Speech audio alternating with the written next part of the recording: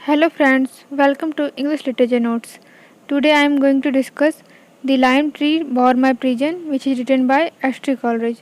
So let's start. इस poem को लिखा गया है 1797 में एस्ट्री कॉलेरिज के द्वारा और इसमें कॉलेरिज ने अपने फीलिंग्स को अपने विचार को प्रकट करने का कोशिश किया है जब वो एक ट्री के नीचे बैठे रहते हैं। तो ये स्टोरी क्या था कि एस्ट्री कॉलेरिज अपने फ्रेंड्स के साथ कहीं गांव में घूमने का प्लान बनाए थे, बट कुछ प्रॉब्लम के कारण वो जा नहीं पाए थे। तो वो स्टार्टिंग में तो बहुत दुखी थे, बट धीरे धीरे कैसे वो अपना माइंड को सही कर लेते हैं वो हम इस पोएम में जानेंगे। सो अब थोड़ा से हम पोएट के बारे में जानें। तो एस्ट्री कॉलेरिज का जन्म हुआ था 1772 में और उनका डेथ हो गया था 1834 में। ये एक रोमांटिक पोएट थे। जैसे कि हम लोग जानते हैं कि हम लोग रोमांटिक एज पढ़ चुके हैं, तो इस समय कौन कौन मेन राइटर थे? एस्ट्री कॉलेरिज, चार्ल्स लैम्ब और विलियम वर्ड्सवर्थ। तो ये सारे जो राइटर थे वो एक दूसरे के फ्रेंड थे। तो अब इसमें क्या होता है, ये सारे मेन जो राइटर है वो लोग ही कहीं जाने का प्लान बनाए हैं। तो अब उस प्लान में कुछ प्रॉब्लम आ जाने की वजह से इन्होंने एक पोएम लिख दिया था जो कि आज हम लोग पढ़ने वाले हैं। सो एस्ट्री कॉलेरिज जाने जाते हैं अपने कुछ फेमस पोएम की वजह से, जैसे कि the rime of ancient mariner, Kubla Khan और विलियम वर्ड्स का जो इन्होंने कोलैबोरेशन किया था, साथ में लिखा था दोनों ने मिलकर lyrical ballot. College poetry often explore nature, imagination and human emotion. तो ये हम लोग जानते हैं कि रोमांटिक एज के राइटर थे, तो उस समय जो लिखा जा रहा था पोएट्री वो अधिकतर नेचर के बारे में, कंट्री साइड के बारे में था। वैसे ही ये भी इनका जो पोएम है वैसे ही सेम थीम को बिलोंग करता है, ह्यूमन इमोशन को, इमेजिनेशन को एक्सप्लोर करता है ये। और हम एस्ट्री कॉलेरिज के बारे में कुछ पर्सनल जाने तो वो बहुत ही प्रॉब्लम से रह रहे थे, उनका हेल्थ इशू बहुत ज़्यादा था और डिप्रेशन के भी शिकार थे, बट उन्होंने बहुत अच्छे अच्छे पोएट्री लिखा है अपने जीवन काल में। तो अब हम इस पोएम को डिस्कस करते हैं। The lime tree bower my prison was written during a time when Coleridge were forced to stay behind because of a foot injury while his many friends including John Thelwall, William and Dorothy Wordsworth, Charles Lamb, Thomas Paul and his wife Sarah, ये सारे लोग जो है वो घूमने चले गए थे। जैसे हम बताएं कि एक प्लान बनाया गया था कहीं घूमने जाने का, बट कुछ प्रॉब्लम हो गया था और मेनली ये प्रॉब्लम हो गया था एस्ट्री कॉलेरिज और उनके वाइफ के बीच। उनके वाइफ का मिसकैरेज हो गया था, तो दोनों में कुछ प्रॉब्लम्स चल रहे थे। तो एक क्या होता है, एक एक्सीडेंट हो जाता है और गलती से जो सारा के हाथों एस्ट्री कॉलेरिज के पैर में गर्म दूध गिर जाता है, जिसके कारण उनके पैर में चोट आ जाता है, जिसके कारण वो जा नहीं पाते हैं। तो उनके सारे फ्रेंड्स लोग तो चले जाते हैं, बट वो अकेले बचते हैं। इवन उनकी वाइफ भी चली जाती है और ये अकेले एक लाइम ट्री के नीचे बैठे रहते हैं। तभी उन्होंने अपने मन में जो भी फ्रस्ट्रेशन था, जो गुस्सा आया था कि हम इतना प्रॉब्लम के कारण इतने अच्छे प्लान बनाए थे बट हम जा नहीं पाए, हम अकेले रह गए, तो वो गुस्सा को जाहिर करते हुए पोएम लिखे और धीरे धीरे उनका जो गुस्सा है वो इतना ज़्यादा पीस में चेंज हो गया था, शांति में चेंज हो गया। वो हम लोग देखेंगे धीरे धीरे। It's so how imagination and love for nature can heal and uplift the human spirit. The poem is addressed to his friend Charles Lamb. कहते हैं कि उनके पैर में कुछ प्रॉब्लम हो गए थे, इसलिए उनका थोड़ा मूड ख़राब था, बट इन्होंने कैसे अपने जो इमेजिनेशन से अपने सारे मूड को ठीक कर लिया था। इससे पता चलता है कि नेचर और ह्यूमन के बीच में जो रिलेशन है उससे सब कुछ सही हो सकता है। किसी भी इंसान अगर कोई प्रॉब्लम में है वो नेचर में जाके बैठ जाए तो उनका मूड ठीक हो सकता है। और ये पोएम का एक इम्पॉर्टेंट बात जाने तो ये चार्ल्स लैम्ब को एड्रेस किया गया है। अब हम थोड़ा फॉर्म स्ट्रक्चर के बारे में जाने तो ये पोएम ब्लैंक वर्स में लिखा गया है, जो कि अनराइम आयम्बिक पेंटामीटर है। ब्लैंक वर्स होता क्या है, मतलब राइमिंग नहीं है, लास्ट जो लाइन है वो एक दूसरे राइम नहीं करेगा, मैच नहीं करेगा, बट ये आयम्बिक पेंटामीटर में लिखा गया है। मतलब अनस्ट्रेस और स्ट्रेस लेवल का 5-5 कलेक्शन बना हुआ है। It consist of one long stanza broken into natural section as the mood shift.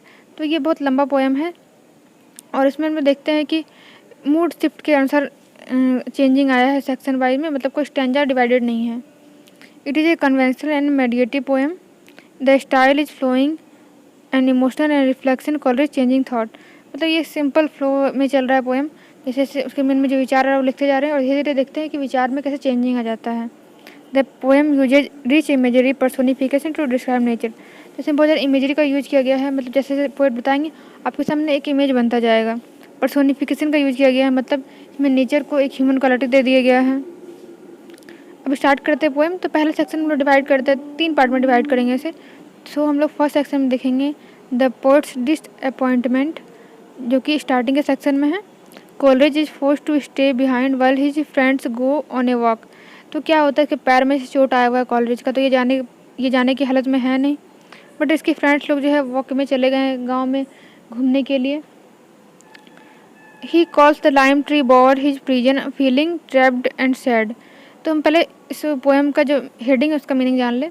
तो द लाइम ट्री मतलब एक ट्री के नीचे बैठे हुए, नींबू के ट्री के नीचे, अब वो उसको अपना प्रिजन बता रहे हैं, अपना जेल बता रहे हैं, क्योंकि उसके नीचे वो बैठ के जेल की तरह कैद हो चुके हैं. बाकी उसके फ्रेंड्स घूमने चले गए, वो कहीं जा नहीं सकते हैं, तो उसको अपना कैद बता रहे हैं. तो वही बता रहे हैं यहाँ पे कि हम उस कैद में बंद गए हैं और हमको बहुत बुरा लग रहा है कि सब कुछ चले गए, हम अकेले हैं. He imagine the path his friend are taking through sunny woods and beautiful natural scene. वो इमेजिन कर रहे हैं कितने अच्छे फ्रेंड लोग एकदम सुंदर सुंदर जंगलों में घूम रहे हैं सूर्य की रोशनी में, और बहुत सुंदर नज़ारा होगा वहाँ का, और बहुत ही अच्छा मतलब वो लोग को फील हो रहा होगा. He feel sorry for himself and jealous of their freedom and enjoyment. तो वो खुद के लिए तो बहुत बुरा फील कर रहे हैं कि हम जा नहीं पाए, और थोड़ा जेलस भी हो रहा है कि वो लोग चला गया और हमको छोड़ के चला गया, कितना मज़ा कर रहा है वो लोग, कितना आज़ाद होगा, और हम पैर का चोट लेके बैठे हुए हैं. तो थोड़ा सा हो जाता है कि हम अपने इतने प्रॉब्लम में हैं और सबको घूमने चला गया. तो वही सेम फ्रस्ट्रेशन उनके मन में भी आ रहा है जो पोएट ने इस स्टार्टिंग के स्टैंजा में डिस्क्राइब किया है. आगे देखते हैं. तो इमेजिनेशन एंड कनेक्शन. अब है कि पोएट अपना इमेजिनेशन स्टार्ट करते हैं, लिखना स्टार्ट करते हैं, और कैसे वो एक लाइम ट्री में जिसको वो प्रिजन बता रहे वहाँ के बैठ के ही वो पूरे जो सीन को जो वो लोग जाके एंजॉय करेंगे, यहीं बैठ के एंजॉय कर लेंगे. Coleridge tone begin to change as he imagine experience of his friend Charles Lamb. तो अब इसका जो चार्ल्स लैम्ब था उससे कुछ ज़्यादा इनका अच्छा कनेक्शन था, उनको ही डेडिकेट किए ये पोएम, और वो अपना फीलिंग्स को चेंज करते हुए सोच रहे हैं वो लोग जो गए हैं घूमने के लिए वो कैसा फील कर रहे होंगे, क्या क्या एक्सपीरियंस कर रहे होंगे. He thinks how Charles who live in the busy city of London really get a chance to see such beauty. वो सोच रहे जो चार्ल्स है मेरे फ्रेंड, वो तो लंदन में ही रहता है और हमेशा बिजी ही रहता है, वो कभी टाइम मिलता नहीं कि वो गांव साइड आके घूमे, नेचर का मज़ा ले. वो कभी कभी ऐसा निकल पाता है, और जब अभी निकला है तो उसको कितना अच्छा लग रहा होगा, कितना अच्छा वो शांति फील कर रहा होगा. Coleridge becomes happy imaging Charles enjoying nature. अब कॉलरिज बहुत खुश हो जाते हैं कि चलो चलो हम नहीं जा पाए तो मेरा दोस्त तो कितना अच्छा एंजॉय कर रहा होगा ना अभी नेचर का ब्यूटी को. He picture the sight, he स्लसी एस tree, the green fields, the roaring stream and the glowing sun. तो वो एंजॉय कर अपने बैठे बैठे वहीं पे कि क्या क्या वो लोग देख रहा होगा. सोचे तो हम तो एकदम सुंदर सुंदर जगह होगा, बहुत ही बड़ा बड़ा ट्रीज होगा जो कि बहुत हर जगह हरियाली लग रहा होगा, झरना होगा जो कि इसका साउंड बहुत ज़्यादा कान को शांति दे रहा होगा, और बहुत ही अच्छा रोशनी आ रहा होगा वहाँ पे सूर्य का, जो कि बहुत ही सुंदर इमेजरी क्रिएट कर रहा है.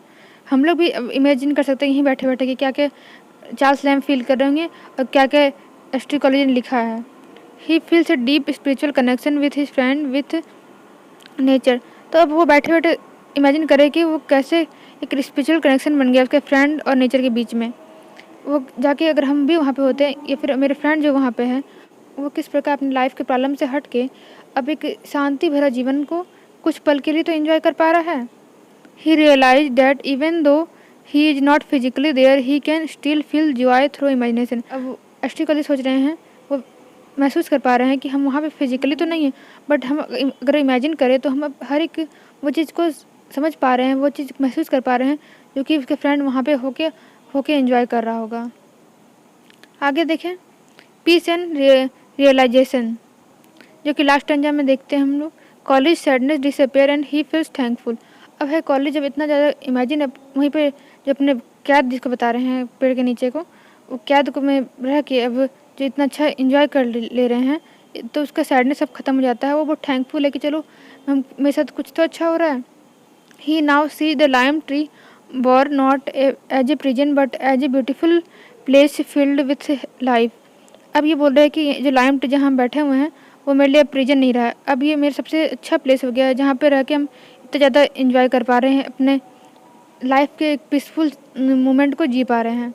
ही notice the beauty around him, the leaves, the sun and small birds इरोक फ्लाइंग ओवरहेड. अब वहीं बैठ के वहाँ का ब्यूटी को एंजॉय करने लगे हैं कि यहाँ भी तो बहुत सुंदर जगह है, कितने सारे पेड़ पौधे हैं, पत्ते हैं, यहाँ पे भी सूर्य का रोशनी आ रहा है, ऊपर से कितनी सुंदर एक बर्ड पार हो रही है. तो अब वहाँ पे ही वो सब कुछ एंजॉय कर रहे हैं. He understands that nature is everywhere, we can find peace and beauty even in small and quiet places. अब वो महसूस कर पा रहे हैं, अब वो समझ सकते हैं कि नेचर कोई स्पेशल जगह में नहीं है कि हमको वहाँ घूमने जाना है तो वहीं पे हम एंजॉय कर सकते हैं। हम कहीं पे भी रह के नेचर को एंजॉय कर सकते हैं, क्योंकि हम लोग हर एक जगह जहाँ हम लोग चाहें वहाँ का ब्यूटी को ही देख के हम एंजॉय कर सकते हैं। जैसे कि ये लाइम ट्री के नीचे बैठ के अब ये सब कुछ एंजॉय कर पा रहे हैं, वहीं पर उनको शांति मिल रहा है, वहाँ का ही स्मॉल स्मॉल चीज़ को वो सुंदर और शांत भरा पा रहे हैं। He ends the poem by blessing his friend and feeling united with him and the natural world। अब ये पोएम को एंड करते हैं अपने फ्रेंड को ब्लेस करते हुए, ऐसा फील कर रहे कि हम और मेरे फ्रेंड एक ही तो है। वो घूम के आ गया, मतलब चलो हम मेरे भी एक तरह से घूमना हो गया, और वो नेचर को थैंक्स कर रहे हैं कि यहाँ पे रह के हम उतना ज़्यादा स्पेशल मोमेंट को एंजॉय कर पाए हैं।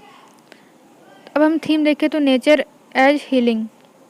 Nature has power to heal pain and sadness. जैसे कि मैं पोएम के स्टार्टिंग में ही बताएं कि नेचर के पास वो पावर है। आप कभी भी सैड फील कर रहे हैं तो आप एक नेचर के पास जाके बैठ सकते हैं, कहीं पे बाग बगीचे में, या फिर ऐसा जगह जहाँ पे आप प्रकृति का आनंद ले सकें। वहाँ पे आप जाके बैठिए, देखिए आपका जो प्रॉब्लम्स है वो आधा सॉल्व होता हुआ लगेगा। Coleridge move from disappear to joy by connecting the nature. जैसे कि कॉलेज के साथ हुआ, वो अपने जितना फ्रस्ट्रेशन में थे उससे वो बहुत ज़्यादा इंजॉयबल मोमेंट में चले गए थे। इमेजिनेशन, तो even though he is not physically with his friends, imaging helps college share in their experience. अब हम इमेजिनेशन से कुछ भी कर सकते हैं। कॉलेज अपने फ्रेंड्स के साथ तो थे नहीं, बट वो फील किए और चाहे कि इमेजिन करें तो उनको सब कुछ दिखने लगा जो उनके फ्रेंड्स एंजॉय कर रहे हैं। Friendship, the poem shows a deep bond between Coleridge and his friends Charles Lamb. तो हम चार्ल्स लैम के साथ बहुत सा दोस्ती पा सकते हैं कि वो गए नहीं, फिर भी चार्ल्स लैम से उनका कनेक्शन इतना ज़्यादा था कि वो सब कुछ फील कर ले रहे हैं और बहुत ज़्यादा खुश हो रहे हैं चार्ल्स लैम के लिए कि वो तो एंजॉय कर पा रहा है। आइसोलेशन वर्सेस कनेक्शन, तो ये हम दोनों थीम ले सकते हैं। स्टार्टिंग में तो वो अकेला फील कर रहे थे, लेकिन बाद में वो बट कनेक्टेड फील कर रहे थे। Appreciation of present, college leaves the value the beauty around him instead of longing for what he can't have.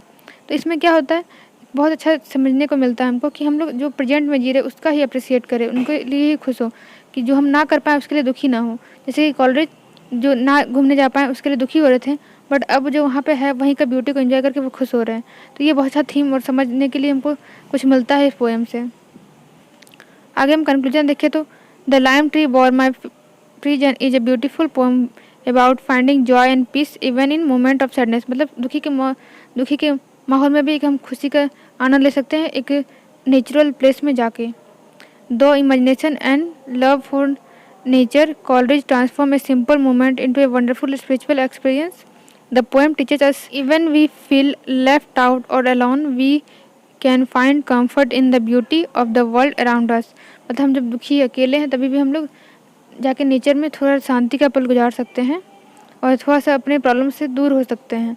Coleridge's words remind us to be thankful and present and to see the image in everyday life. So thanks for watching. Like, subscribe and share.